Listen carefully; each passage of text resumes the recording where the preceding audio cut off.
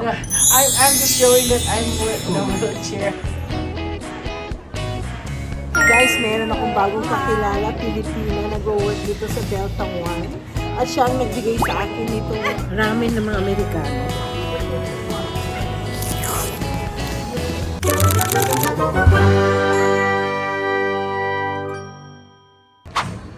Finally guys, nandito na kami sa Delta One at ito po yung bagong ano ng Delta One. Ayan, Delta One. So, dadalhin po ako. Naghihintay po kami ngayon sa ano. Hinihintay po namin yung assistant ko, yung wheelchair. Kahit nasa naka-Delta One po kami. Ayan. Iba po itong Delta One na pag dito kayo sumakay, may sarili silang para kami nasa ano, sa lounge nga. So susubukan namin titignan mamaya yung bagong. Sorry guys, hindi ako nakapag-vlog ng paano kami pumalis kasi nakakapagod pong mag-empake. Tapos siyempre, alam niyo naman ako ang nagbubit-bit ko lahat to. Ay, mabuti naman wala kami masyadong ano, lahat pina-check-in na namin. So, ang ko lang ay itong bag ko at saka itong bag na diyan ko ilalagay lahat ng mga vlogging accessories ko. Nandiyan ang lahat. So, mamaya naghihintay lang po kami ng ano, ayoko pong maglakad. Pwede pa ako maglakad, kaya lang kakapagod. Medyo malayo kasi ang international plane. So, yan. Sakay na kami. Nung araw, pag first class ka lang ng Delta, doon sa kabila. Hindi po dito. Ito Delta One pag international. I'm just showing that I'm with the wheelchair. Okay guys, nandito na po kami sa Delta One na napakaganda ng ambience. Napakasosyal, tignan ang lugar. Kung makikita niyo yung lugar, ayan lang ang aking Tapos may pakain. Ang sosyal na mga tao dito, may pakain-kain pa.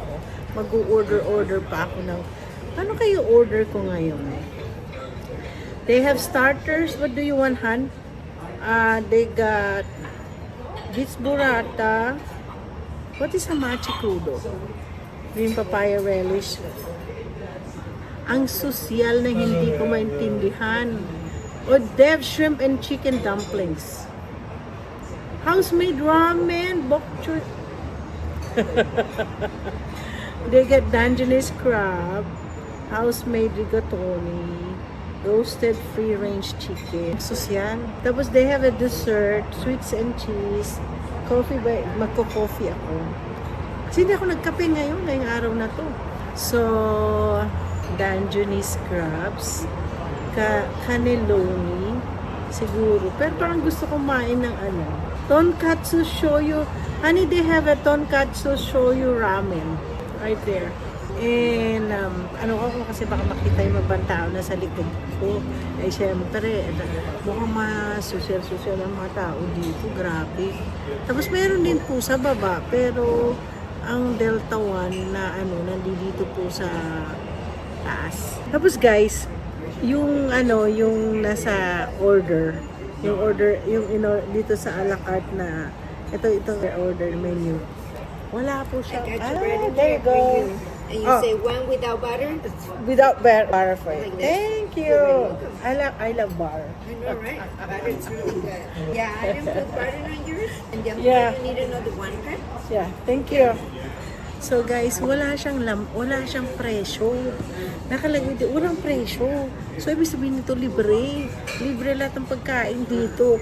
So ang pagkain nila, tingnan natin yung pagkain kasi dun sa pinuntahan namin, dun sa isa sa Sky Club, may libre din po pagkain doon. Kaya lang, syempre, hindi ko type yung pagkain. So, tingnan natin kung masarap po yung pagkain dito. Kahit malayo siya, talagang nagre-reklamo yung mga nagtutulak sa amin. Sabi, masyado siyang malayo. So, ayun. Sosyal. Hindi po ako may mga tao pa sa baba.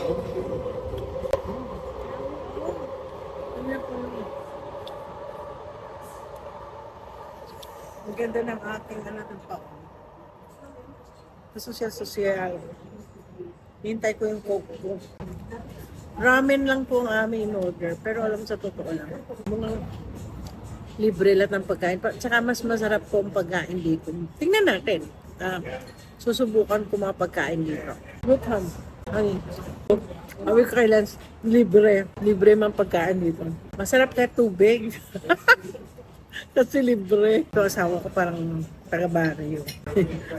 Hindi siya komportable sa sapatos niya. Reklamo, saan daw kami at mukhang malayo yung pinupuntahan namin. Sabi ko subukan natin bagong lounge kasi yung mga nagpa-fly lang sa Delta 1 ang nag-a-avail dito. Maganda po siya. Guys, dumating na po ang pagkain namin. So, ito na po yung ramen na in-order namin. Pati si Happy nag-order din ng ramen. Yan ang kanyang kakainin ngayon ay ramen. Ako rin po kakain ng ramen. So, titignan natin kung masarap po ang ramen nila. Critic ang dating ko, no? So, oh, thank you. Oh, look at that. Medyo mataba-taba po yung kanyang kanilang ramen. Ay, gaganituhin ko nga para makita niyo kung ano itsura ng ramen na kinakain ko. Tapos igaganyan ko siya. O yan. So, kitang-kita niyo yung kinakain ko. So, tingnan po natin kung masarap ng ramen nila.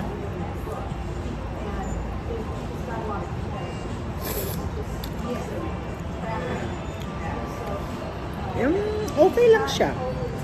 Pero parang blunt. May salt kaya sila. Parang hindi ko...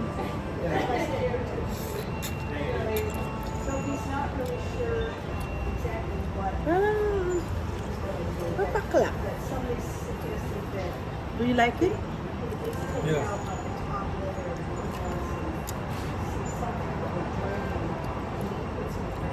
Nagustuhan ng asawa ko. Ako napapaklaan ako. Sige, tingnan lang natin yung gulay.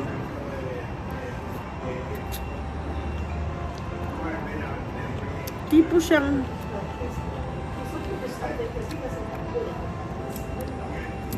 ramen ng mga Amerikano. Puro gulay. Wala akong karne. Mushroom lang, oh.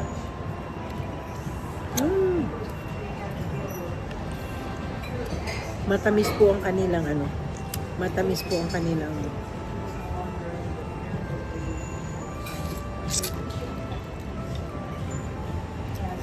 Matamis po ang kanilang mushroom.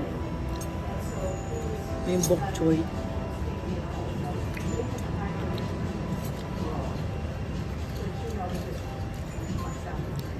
Okay naman. Lunch pari lunch namin to.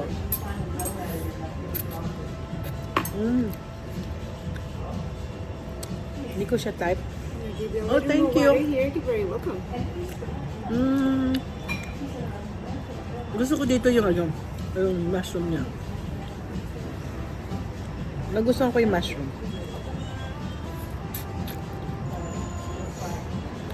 Sa tingin ko yung noodles, ginawa to.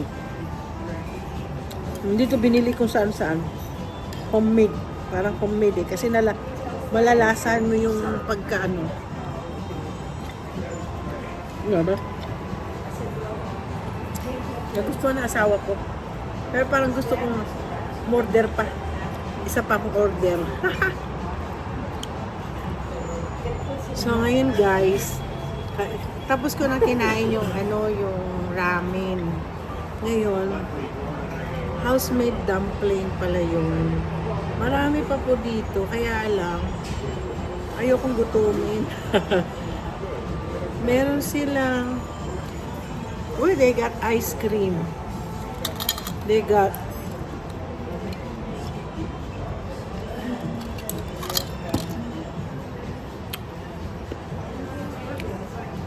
kape.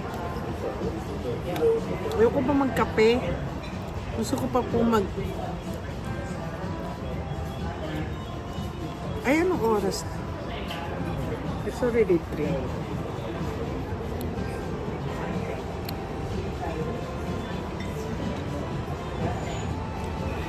Parang gusto kumain ng chicken. Tapos guys, tapos na akong kumain. Si Happy tapos na kumain ng ramen. You still wanna go order? I wanna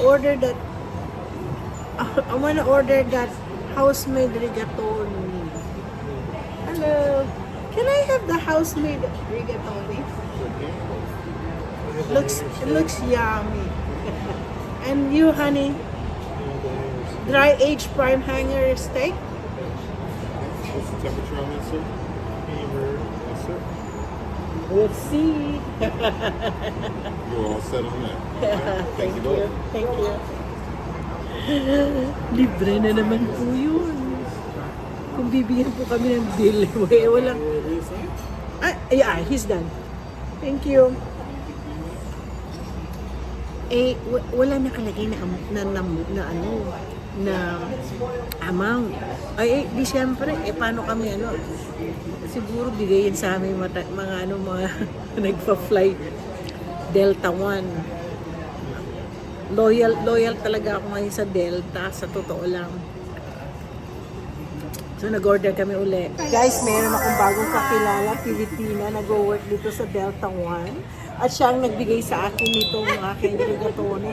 Ang ganda-ganda niyang ngumiti. Kaya sabi ko sa kanya, Pilipina ka, no? Oo nga, Pilipina nga siya. Lagi siya nakangiti. So kayong mga Pilipino, dapat pag nagsiserve kayo, laging ganito ang tsura nyo.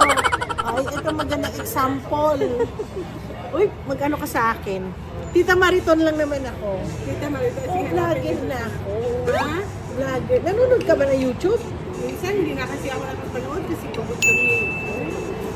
Saan ka nakatira dito? Di mo eh. Ah, dito lang. Malapit Kayo? sa Tacoma pa kami. Saan ka pupunta? Pilipinas? Hindi, Madrid. Wow. Pero pag nagpupunta ang Pilipinas, Delta 1 talaga. Ngayon lang nila inano to. Kasi nung 2 years ago, Delta 1 din ako pupunta ang Pilipinas. 1 year pa lang ano. Kasi nung nagpa-fly ako, first class lang. Or domestic. Pero the whole last year, hindi ako nagano. So ngayon uli ako magde-Delta 1. So ilang Delta 1 ang gagawin ko ngayon. Tsaka sa December kami mag-asal. Pag ito kasama ko, Delta 1 kami. Pero kung ako lang, economy. Why? Sayang ang pera. Ay, naku. Ano ka ba, auntie? Ay, Pag meron naman, why not? pag ano, magkipag-usap ka na sa akin. Nahiya ako. Hindi mo naman dala. Mayain siya, guys. Kayain ako. Bago ako, makikilala mo ako ulit. Babalik na, dito ka lang sa Delta 1. Oo. Ay, ganun. Alam mo yung mga mekaniko ng Delta 1, kliyente ko. Oh, di nagtatrabaho dito?